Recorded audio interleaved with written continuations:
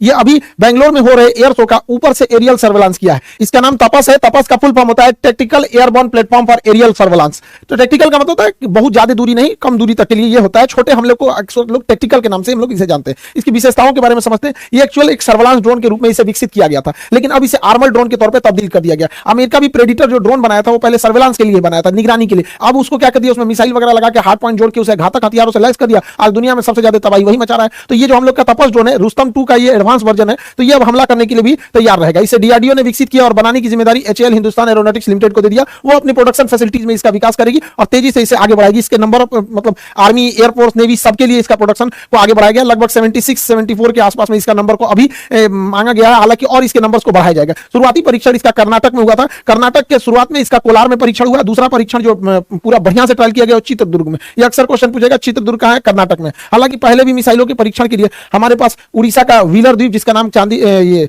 कलाम द्वीप हो गया, उसके ऊपर है चांदीपुर और यहाँ पोखरण। ये 4 जगह याद रखिएगा, मिसाइलों के परीक्षण के लिए यह जगह है। इसके बारे में अब समझते हैं। देखिए, इसकी लंबाई जो है वो 31 फीट है। इसकी लंबाई को 31 फीट रखा गया है, जबकि इसके डैनों की चौड़ाई को 67 फीट रखा गया है। यानी इसका डैना जो है विंग स्पैन ज्यादा है। जितना ज्यादा विंग स्पैन रहेगा वो हवा में उतना ज्यादा स्टेबल रहेगा। वो कोई भी चीज स्टेबिलिटी उसकी बढ़ जाती है। इसमें टर्बोप्रॉप टाइप के इंजन लगे गए हैं, जिसके फैन बाहर होते हैं। टर्बोप्रॉप इंजन के फैन क्या होंगे? बाहर रहेंगे। इसमें 3 ब्लेड दिए गए हैं घूमने के लिए, जबकि तुर्की का जो TB2 ड्रोन था उसमें 2 ही विंग्स थे, 2 ही फैन है घूमने के लिए। इसमें 3 फैन है। जो तुर्की ने पूरी दुनिया में हल्ला कर दिया कि उसी का ड्रोन सबसे बढ़िया है। उसका जो ड्रोन है उसमें 2 ही विंग लगे हुए हैं। हम लोग का जो ड्रोन है उसका जो इंजन है वो ज्यादा पावरफुल है। वो 3 टर्बोप्रॉप ब्लेड है, उसमें 130 किलोवाट ये जनरेट करेगा, इतना इसका पावर है। जबकि तुर्की का जो TB2 ड्रोन था वो 75 किलोवाट ही जनरेट करता था। ये तुर्की का यही ड्रोन है जो अजरबैजान की लड़ाई में पूरी तरह से तख्ता पलट कर दिया था, या ये यूक्रेन की सेना का पूरा मदद किया था, यही TB2 ड्रोन। इस ड्रोन की जो सर्विस सीलिंग है, जब ऊंचाई होती है उसे सर्विस सीलिंग टेक्निकल भाषा में बोला जाता है। 35,000 फीट है।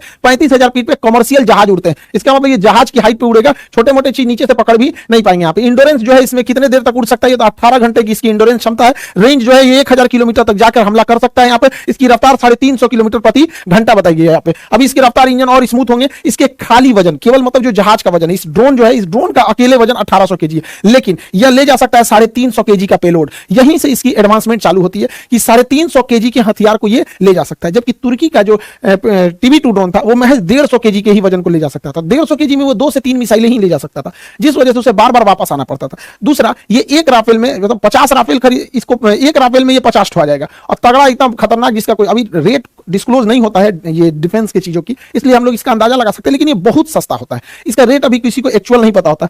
तो 350 kg का ये हथियार ले जा सकता है। TB2 ड्रोन से ज्यादा ले जा सकता है। हालांकि तुर्की भी अपने ड्रोन को एडवांस कर रहा है। इन ड्रोनों में हार्ड पॉइंट लगाए जाएंगे, 4 हार्ड पॉइंट्स लगाए जाएंगे, 2 इस विंग्स पे, 2 इस विंग्स पे। हार्ड पॉइंट उसे कहते हैं जहां पर हम हथियारों को अटैच कर सकते हैं। तो इसमें 4 हार्ड पॉइंट लगा दिए जाएंगे जहां से हम हथियारों को अटैच कर सके और फिर उससे हम लोग फायर कर सकते हैं। ये ड्रोन ज्यादातर काम आते हैं टैंक्स वगैरह को उड़ाने के लिए यहाँ पे। और हम लोगों ने टैंक को उड़ाने के लिए पहले से ही ऑलरेडी मिसाइल डेवलप कर लिया है, Helina missile. Helina missile tanks के लिए एकदम घातक साबित होती है। अब हेलिना मिसाइल अकेले का वजन 50 kg है। एक हेलिना मिसाइल का वजन 50 kg है। तो अगर हम 7 ठो हेलिना मिसाइल लाद देते हैं तो 350 kg टोटल वेट हो जाता है। और आपको पता है कि इसकी क्षमता जो है वो 350 kg उठाने की है। यानी हम लोग एक साथ 7 हेलिना मिसाइल छोड़ सकते हैं। यानी वो करोड़ों का टैंक भेजो, हम यहां से ड्रोन भेजते रहेंगे। युद्ध नीतियां बदल चुकी हैं। यूक्रेन की लड़ाई और आर्मेनिया और अजरबैजान की लड़ाई ने यह साबित कर दिया कि अब जिनके पास ड्रोन टेक्नोलॉजी बेहतरीन है वही आगे निकलेगा। अब देखिए, ईरान जैसा छोटा देश जो डिफेंस के मामले में आत्मनिर्भर नहीं था, वह छोटा देश ईरान भी रूस को ड्रोन दे रहा है कि हमारे ड्रोन से आप यूक्रेन में मारिए। तुर्की जो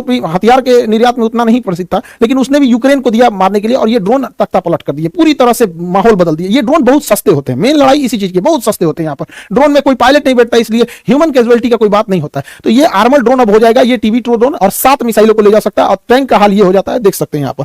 इसमें अलग तरह का नेविगेशन सिस्टम जोड़ा गया है। दुनिया के जितने ड्रोन हैं, मतलब ज्यादातर ड्रोन, जैसे TB2 ड्रोन हो गया, ईरान का ड्रोन हो गया, ये GPS का प्रयोग करते हैं। और GPS की कंट्रोलिंग अमेरिका के पास है। तो हम अपना आंख अमेरिका को नहीं दे सकते। तो भारत ऐसा है कि क्योंकि हमारे पास इसरो ने गगन सैटेलाइट सिस्टम छोड़ दिया है, तो ये उस ड्रोन को रास्ता दिखाने का काम गगन करेगा। और गगन ऑलरेडी ट्रस्टेड है। हमारी नेवी यूज करती है, एयरफोर्स पहले से यूज कर रही है। जहाज हमारे इंडिया में जितने उड़ते हैं वो गगन को यूज करते हैं। जितने भी ट्रेन वगैरह का एग्जैक्ट लोकेशन के लिए भी हम लोग गगन का ही प्रयोग करते हैं। तो ये गगन सैटेलाइट हम लोग का है, तो हमारे इसके ऊपर कंट्रोल है। इससे इसका प्रयोग करना ज्यादा सही है। और ये पूरी तरह से भारत की निगरानी देता है। तो अब हम लोग कहीं पे भी हमला हमला करने के लिए जीपीएस पे डिपेंडेंट नहीं है। ये पूरी तरह से गगन ड्रोन सिस्टम से ऊपर का इसका एंटीना सिग्नल ले लेगा और कहां क्या चीज हो रहा है सब कुछ पता कर लेगा।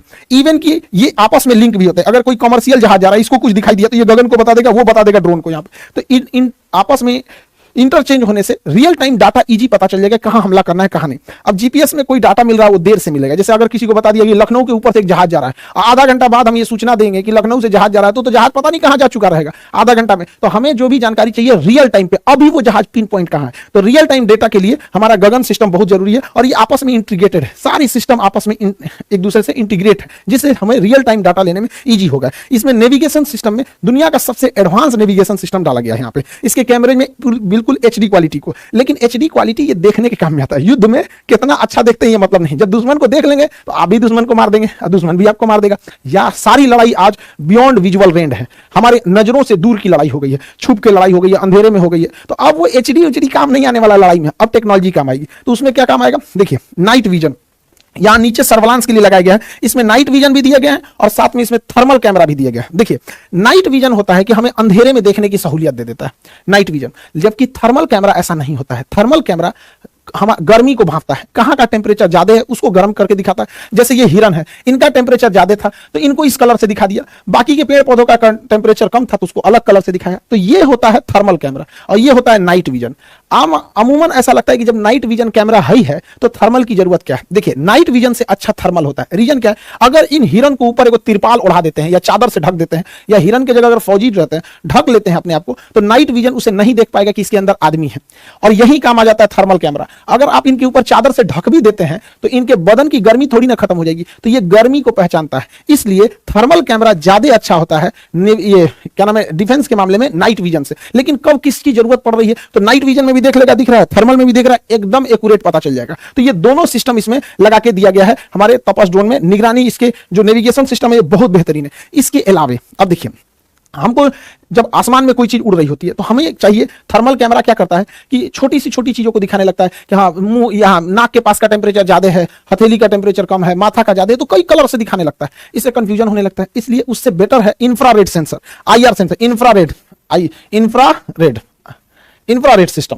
इंफ्रारेड सिस्टम में क्या होता है, इसमें कंप्यूटर में सेव कर दिया जाता है कि ज्यादा टेम्परेचर को दिखाना है, बाकी को काला कर देना है। तो अगर इसमें सेट कर देंगे कि 400 डिग्री सेल्सियस को दिखाना है, तो देखिए कोई भी जहाज चलेगा तो उसका इंजन 400 डिग्री सेल्सियस होता है। या इसमें सेट कर दीजिए इसके सिस्टम में कि 200 डिग्री सेल्सियस से टेम्परेचर ज्यादा रहेगा तो ही स्क्रीन पे दिखाना, अदरवाइज में मत दिखाना। तो इसका पूरा स्क्रीन काला दिखता है, इस टाइप का काला दिखेगा। लेकिन जहां टेम्परेचर ज्यादा आया 200 डिग्री सेल्सियस से, तो जहां जहां उसको ज्यादा दिखेगा वहां वहां का डिजाइन बना देगा। तो देखिए जहां जहां टेम्परेचर इसको ज्यादा दिखा उसका डिजाइन बना दिया, पता चल गया इस पूरा जहाज है, बाकी पूरा ब्लैक रहेगा। समझा गया कि नहीं। इसमें देखिए यहां टेम्परेचर ज्यादा, यहां ज्यादा, यहां ज्यादा, यहां ज्यादा, तो उसी हिसाब से बना देगा। तो इसका स्क्रीन है पूरा ब्लैक रहता है। इंफ्रारेड वाले में यही खास है, पूरा स्क्रीन ब्लैक। अब जो आ गया सीधे मारो, जो आ गया मार दो यहाँ पे। तो इस पे इससे भी अटैक करने में इजी हो जाएगा। यहाँ पे देखिए इसका टेम्परेचर ज्यादा था तो पकड़ लिया, तो इंफ्रारेड। तो नेविगेशन की कितनी बेहतरीन व्यवस्था रखी गई। लेकिन ये सारा नेविगेशन फेल हो जाता है, जानते हैं कब, जब कोई जहाज ग्राउंड पर हो और उस ग्राउंड के जहाज का इंजन ऑफ हो, तो पकड़ना काफी मुश्किल होता है। तो अभी के समय में सबसे एडवांस टेक्नोलॉजी है वो है synthetic aperture radar. Synthetic aperture radar कैसे काम करता है उस सिस्टम को भी इसमें दिया गया है, सिंथेटिक अपर्चर रडार को। अब समझ में आता है आत्मनिर्भर का फायदा क्या होता है। ये सारा सिस्टम इसरो ने दे दिया है, सारा सिस्टम इसरो के पास है। सिंथेटिक अपर्चर रडार तो कुछ इसरो ने दे दिया, कुछ डीआरडीओ ने दे दिया, कुछ एचएएल ने दे दिया, पूरे मिलके आपस में काम करते हैं सब। तो सिंथेटिक अपर्चर रडार क्या है, ये देखता ही नहीं, अंधा होता है। सिंथेटिक अपर्चर रडार वो अंधा की तरह काम करता है। अंधा कैसे ऐसे छू छू के निशाना ऐसे छूता है, अरे क्या चीज है, ओ हो कोई आदमी खड़ा ऐसे टच कर लेता है, वैसे ही वो वेव छोड़ता है, तरंगों को छोड़ता है। अब जैसे हमारे ऊपर कोई तरंग छोड़ेगा तो नाक से जो तरंग टकराएगी वो पहले ही चली जाएगी, जो गाल से टकराएगी वो थोड़ा बाद में जाएगी क्योंकि नाक ऊपर है गाल नीचे है। तो उसी तरह से अलग अलग जगह से टकराएगी तो अलग अलग तरंगे उठेंगी। जैसे सिंपल सी बात बताते हैं, हम आटा सान लेते हैं, ठीक है, आटा सान के अपने मुंह पे इसे चिपका देते हैं इसे। और जब इसको नोचेंगे तो मेरा थुथुर का चेहरा उस आटा में चिपक जाएगा, तो पता चल जाएगा कि हाँ इसका सांचा ले लिए हैं। यही काम करता है अपर्चर रडार। ये जिसके ऊपर से गुजरेगा तो उसके ऊपर से पूरी तरह से वेव छोड़ देगा, ऐसे पूरा वेव छोड़ देगा और देखेगा कौन वेव कितनी ऊंचाई से टकरा के आ रहा है। जैसे इधर साइड में घास था, बीच में यहाँ रनवे था, तो रनवे वाला अलग आ गया, ये टैक्सी वे वाला अलग आ गया, पेड़ पौधे का अलग आ गया, तो पूरा स्कैन कर लेता। अब इसमें कोई छुपा रहे या नहीं, अब कोई छुपा भी रहेगा तो उसकी जगह गोल बना देगा कि भैया तरंग यहाँ पहले ही आ गई है, जमीन तक नहीं गई है। तो ये सिंथेटिक अपर्चर रडार से भी रियलाइज किया गया। यानी इसमें पूरी तरह से नेविगेशन जो भी एडवांस अभी के लेटेस्ट टेक्नोलॉजी पे। हालांकि इसमें हमला करने के लिए एक और लेटेस्ट टेक्नोलॉजी जोड़ा गया, laser guided system. Laser guided system क्या होता है, देखिए जमीनी लड़ाई में आप फौज को नकार नहीं सकते, चाहे जितना भी टेक्नोलॉजी आ गया, फौज वहां खड़ी रहती है। कई बार फौज को दिख जाता है कि वहां दुश्मन का तोप है, वहां दुश्मन का टैंक है, वहां दुश्मन का बस जा रहा है, ट्रक जा रहा है, तो वो फोन करेंगे, अरे दुश्मन का ट्रक उधर गया है, आओ आओ आओ आओ। अरे तो जहाज आएगी, फिर खोजेगी किधर गया किधर गया, अरे हमको नहीं दिख रहा है, तो कहेगा दाहिने मुड़ो बाएं मुड़ो। अरे वो जहाज से कैसे देख पाएगा दाहिने मुड़ो कि बाएं मुड़ो? जहाज से दिखेगा तो कोई चीज उठपटांग दिखता है, समझ में नहीं आएगा। तो यही काम आता है लेजर। जैसे देखिए यहां एक आदमी लेजर मशीन लेके खड़ा रहेगा, इस साइड में लेजर मशीन लेके खड़ा हो जाएगा, ये लेजर मशीन से दुश्मन के टैंक के ऊपर वो लेजर लाइट चलाएगा। अब लेजर लाइट दिन में किसी को चला दिखा दीजिएगा तो उसको क्या समझ में आएगा? तो इस बेचारे टैंक को कुछ पता ही नहीं है, दुश्मन का ये टैंक है, इसको कुछ पता ही नहीं है कि इसके ऊपर किसी ने निशाना भी लगाया है। एक्चुअल में इस पे तो निशाना ही नहीं लगाया है, उसने तो इस टैंक के ऊपर केवल एक रोशनी छोड़ी है, लेजर की रोशनी। अब ये लेजर रोशनी यहां बिखरने लगेगी, जैसे यहां बिखरेगी, अब ये बिखरेगी तो तरंग बनेगा और इसे रडार से पकड़ लिया जाएगा कि यहां पर कोई ना कोई हलचल हो रहा है, और वह हलचल देखकर ऊपर से उड़ता हुआ ड्रोन या फाइटर जहाज आ जाएगा और वो समझ जाएगा, ओ भाई साहब हलचल कहां हो रही है, तो इसी पर बम गिरा दो, गिरा देगा इसी के ऊपर। देखिए इसने मारा नहीं, इसने मारा नहीं, इसने केवल निशाना लगा दिया इस पर। ये कैसे काम किया समझिए ध्यान से। देखिए यहां दुश्मन का एक टैंक, दो टैंक, ये तीसरा टैंक, ये आदमी तिरपाल ओढ़ के छुपा हुआ है, कैमोफ्लेज कहते हैं इसको, घास उस लगा के छुप जाते हैं, और यहां से लेजर बीम छोड़ रहा है इसके ऊपर। जैसे लेजर बीम इसके ऊपर छोड़ेगा तो ये लेजर बीम जाने के बाद यहां से स्कैटर्ड होकर बिखर जाएगी, जिससे यहां पर बिखरेगी तो मशीनें उन तरंगों को पकड़ लेगी, रडार इन बिखरे हुए तरंगों को पकड़ लेगा। रडार जैसे इस बिखरे हुए तरंगों को पकड़ेगा तो हमारा ड्रोन या हेलीकॉप्टर या फिर फाइटर जहाज इस डायरेक्शन में चल देंगे कि ओ ससुरा यहीं मारो बम धड़ाम से। अब ये ड्रोन लेके पहुंच गया और नीचे से मार दिया मिसाइल, और मिसाइल जाके सीधे हिट कर देगी। इसने एक भी गोली नहीं चलाया, लेकिन इसने सारा कांड करके रख दिया। इसे कहते हैं लेजर डेजिग्नेटर। यही डिसाइड करता है कि लेजर कहां जाएगा। इसको क्या पता चलेगा? अच्छा हमारे ही ऊपर कोई लेजर लाइट इसे थोड़ा सा जला देगा तो क्या पता चलेगा? कुछ नहीं पता चलेगा, लेकिन वो बिखरेगा तो रडार छोटे से छोटे चीजों को पकड़ लेता है, जिस वजह से वहां पे आके हमला किया जा सकता है। तो ये अभी की सबसे खतरनाक टेक्नोलॉजी है। देखिए यहां पर इसने यहां से लेजर लाइट इसको दिखाया, ये बेचारा चुपचाप जा रहा है, कहा चलो जी जाइए रहे हैं, हम भी चलते हैं, तुम भी चलो। तो नहीं, आ गया ऊपर से, आ गया, क्योंकि इसकी लेजर जहां पे निशाना लगा रही होती है ये तुरंत जानकारी सैटेलाइट को दे देती है, सैटेलाइट जहाज को दे देती है और जहाज आके इसको मार देता है। तो आज का जो सिनेरियो है लड़ाई का वो कंप्लीटली चेंज हो चुका है।